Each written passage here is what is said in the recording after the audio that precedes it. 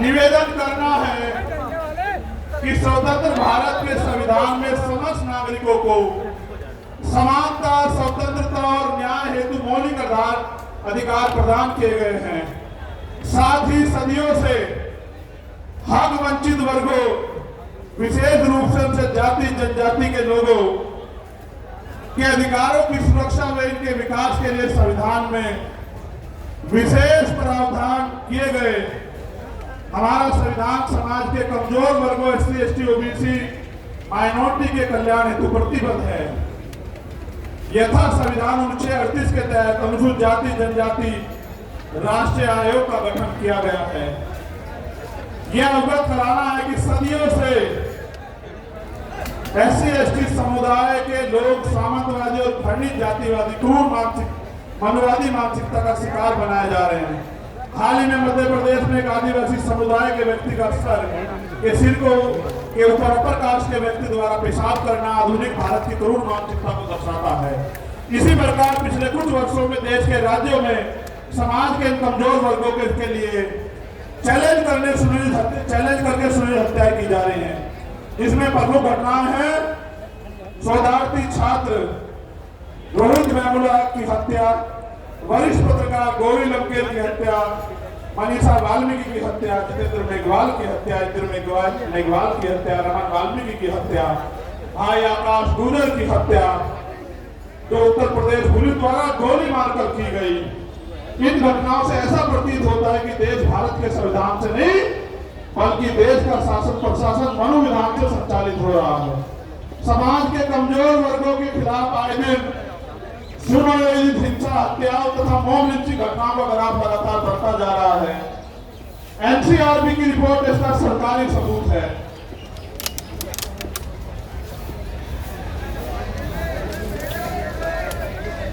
अब मैं आपको एक एक करके मांग पढ़ता हूं। पढ़ू भाई? आप समर्थन भी करना होना चाहिए, नहीं होना चाहिए, ठीक है? क्योंकि भारत एक लोकतांत्रिक गणराज्य है। हमारा बुद्धिजीवी समाज भी सुने कि हम अपने लिए लड़ रहे हैं या समाज के लिए लड़ रहे हैं। हम आपकी वोट से बने वो नेता नहीं जो राज्यसभा, विधानसभा, लोकसभा में तलवे चाट रहे आरएसएस और भारतीय जनता पार्टी के। हम आपका खून है, कल भी लड़ रहे थे, आज भी लड़ रहे, हमेशा सड़कों पे लड़ते रहेंगे। क्योंकि भारत एक लोकतांत्रिक गणराज्य है। देश में 85% लोग एससी, एसटी, ओबीसी व अल्पसंख्यक समुदाय के हैं, जबकि हाई जुडिशरी अर्थात सुप्रीम कोर्ट व हाई कोर्ट में इन वर्गों का समुचित प्रतिनिधित्व नहीं है। इसके लिए इन वर्गों के जजों की समानुपातिक आरक्षण के तहत नियुक्ति सुनिश्चित की जाए। और इसका एक उदाहरण बता देता हूँ। यूपीएचएस में पिछले 10 साल में दलित समाज का एक भी बच्चा भर्ती नहीं हुआ। आप चेक करा देना। उन्होंने एक षड्यंत्र कर रखा है। हम उनको हरा देते हैं कंपटीशन में, इंटरव्यू में वो हमें हरा देते हैं। उन्होंने कहा इंटरव्यू में 80 नंबर नहीं आएंगे तो भाई कामयाब नहीं माना जाएगा। 70 से 79 देकर मान लोगों को निकाल देते। आप देखो लोकतांत्रिक भारत में एक जज नहीं बना पिछले 10 साल में। आप इस बात को समझो। कितनी बड़ी साजिश है। पिछड़े वर्ग के भी 2-4 बड़े होंगे। ये बात आपको इसलिए बता रहा हूँ कि आपके नेता जिनको आपने वोट से बनाया उनको दिखाई नहीं देता भाई। जब आपका जज नहीं होगा तो फिर बस बाकी जुर्माना नहीं। फिर संविधान के अनुच्छेद दूसरी मांग है, ये होनी चाहिए पहले वाली। संविधान के अनुच्छेद 38 के तहत गठित राष्ट्रीय अनुसूचित जाति जनजाति आयोग को एक संवैधानिक संस्था है। इस आयोग को प्रत्येक राज्य में गठन हो, जिसके अध्यक्ष सेवानिवृत्त हाईकोर्ट के जज हो।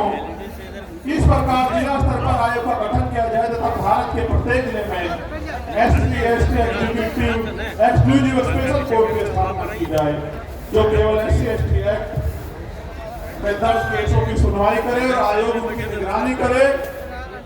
और इसलिए मैंने कहा कि बिहार वालों को भी अपने यहाँ आयोग बना देना चाहिए, ठीक है? ये होना चाहिए, नहीं होना चाहिए?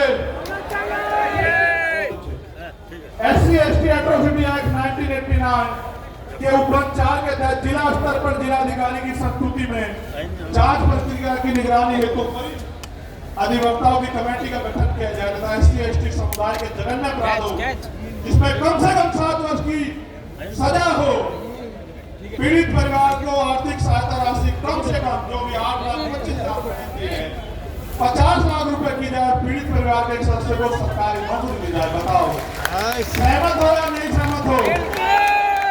मंच के लोग हाथ नहीं उठा रहे हो, तो में एक तरफ हो गए। चलो आगे बढ़ो। SC ST वर्ग के अधिकारी कर्मचारियों का उच्च पदों पर, SC ST OBC वर्ग के अधिकारियों कर्मचारियों का उच्च पदों पर समुचित प्रतिनिधित्व हेतु प्रमोशन में रिजर्वेशन का प्रावधान किया जाए तथा इन वर्गों का बैकलॉग कोटा पूर्ण करने के लिए विशेष भर्ती अभियान चला जाए। हमारे बहुत सारे अधिकारी कर्मचारी आए हैं, आप भले धीमे धीमे हमारे साथ खड़े हो रहे हो, हम आपके साथ खड़े हैं। प्रमोशन में रिजर्वेशन SC ST OBC को लागू करवा कर देंगे इस देश में, याद रखिए। सन 1931 के बाद देश में आज तक जाति आधारित जनगणना नहीं की गई, अतः जाति आधारित जनगणना की हम पुरजोर मांग करते हैं तथा जिसकी जितनी संख्या वाली उसकी हिस्सेदारी के तहत देश में वास्तविक लोकतंत्र कायम हो सके एवं जनसंख्या के अनुपात में आरक्षण बढ़ाया जाए। आप चाहते हो जातिगत जनगणना हो? ठीक है। यह है कि सरकारी उपक्रमों तथा संस्थानों का निजीकरण संविधान की लोक कल्याणकारी राज्य के अवधारणा खिलाफ है, क्योंकि यह सरकारी नौकरी में आरक्षण को समाप्त करने की साजिश है। अतः निजीकरण पे तत्काल प्रभाव से रोक लगाई जाए। आप इस पे सहमत हो? जब हमारी सरकार आओगी सारा जिनका निजीकरण हुआ उनका राष्ट्रीयकरण कर देंगे। आप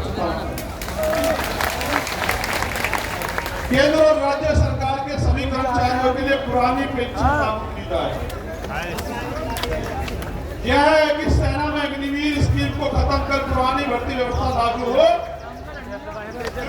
आपने देश की सुरक्षा के साथ खिलवाड़ की और नौजवानों के भविष्य के साथ लोग अग्निवीर से वापस लौट रहे हैं, इसको भी हम ही करा कर देंगे और किसी से मत नहीं। भारत एक कृषि प्रधान देश है, किसान देश की रीढ़ है, अतः किसानों की MSP की समयबद्ध कानूनी लीगल गारंटी सुनिश्चित की जाए। और अभी जो किसान आंदोलन हुआ था उसमें जो झूठे मुकदमे लगाए गए थे वो मुकदमे वापस हो और जो किसान सम्मान निधि 6,000 रुपए आप दे रहे हैं उसको बढ़ाकर 24,000 रुपए किया जाए। यह है कि संविदा नौकरी में आउटसोर्सिंग भर्ती को तत्काल खत्म किया जाए तथा संविदा में कार्य कर रहे कर्मचारियों को भी नियमित कर्मचारियों को समान वेतन और अन्य सुविधाएं दी जाए। जो सफाई कर्मचारी ने संविदा पिछले 5 वर्षों से अधिक समय से ठेके संविदा पे रखे गए हैं उनको संवैधानिक आरक्षण का अनुपालन करते हुए नियमित किया जाए। आप इससे सहमत हो? बिल्कुल। पहले तो ठेकेदारी छोड़ी नहीं चाहिए। अगर लोग ठेकेदारी में है, अगर सरकारी कर्मचारी को 50,000 रुपए मिल रहे तो उसको भी 50,000 रुपए मिले। इस बात पे सहमत हो? चलो ठीक है। और सफाई कर्मचारी दिल्ली के तैयार हैं आपकी मांग हम अगले 1 महीने पूरी करवाने के लिए। यहाँ की सरकार से निवेदन है, आप चिंता न करिए। यूनिफॉर्म सिविल कोड लागू करने से पूर्व सामाजिक और आर्थिक गैरबराबरी समाप्त की जाए तथा शैक्षिक और लैंगिक स्थापना समानता स्थापित की जाए। उसके बाद UCC पे आपसे बात करेंगे। अगर आप अल्पसंख्यकों के विरोध में कोई भी कानून लाओगे हम उसका ड्राफ्ट पढ़ेंगे, आपकी ईंट से ईंट बजा देंगे। सरकार के लोगों इस बात को याद रखना। और भाई आखिरी मांग ये है, मैंने कहा था राष्ट्रीय अध्यक्ष जी पढ़ देंगे। मैं मांग बता देता हूं कि इस घटना की CBI जांच हो और सुरक्षा तो भाई समाज ही करेगा, थारे मांगने देने वाले तो है नहीं। लेकिन बड़ी बात यह है, ये समझना पड़ेगा कि देश के जब सरकार के नेताओं को सुरक्षा मिल सकती है तो हमारे नेताओं को भी सुरक्षा मिलनी चाहिए।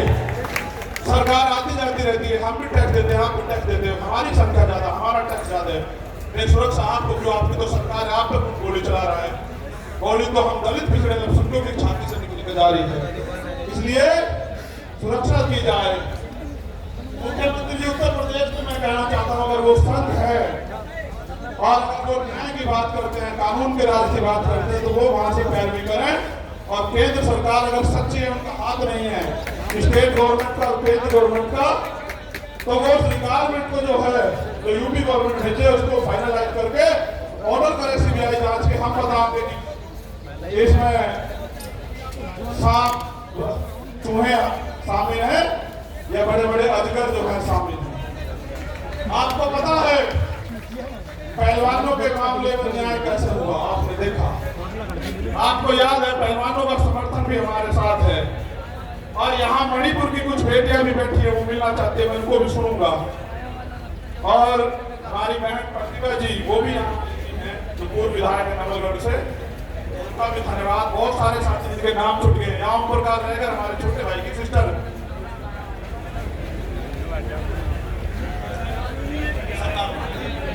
ठीक है, तो वो भी बिटिया यहाँ आई हुई और बहुत सारे जिनके साथ अन्याय अत्याचार हुए सब लोग आए हुए हैं। और एक अगर मध्य प्रदेश में हम लोग पहले तो लड़ाई लड़ ही रहे मध्य प्रदेश के लोगों को, राजस्थान के लोग कहना चाहता हूँ भाई मेरी जान की रक्षा तो हो जाएगी, चलो सुरक्षा भी इंतजाम हो जाएगा, लेकिन आम जमीन पे तो आप लोग भी लड़ रहे हो। पूरे भारत में बिहार हो, बंगाल हो, राजस्थान हो, मध्य प्रदेश, यूपी हो, उत्तराखंड हो, आपकी रक्षा कौन करेगा? आपको भी तो गोली चल सकती है। इसलिए हमें सुरक्षा की नहीं, अपनी सुरक्षा की नहीं, समाज की सुरक्षा की जरूरत है। इसलिए सरकार सुरक्षित माहौल लागू करे, और अगर सरकार पे सुरक्षित माहौल लागू नहीं हो तो सरकार कुर्सी छोड़े। क्यों जबरन चिपक के बैठे हो भाई? आप मणिपुर को न्याय नहीं दे सकते, आप राजस्थान में न्याय नहीं दे सकते।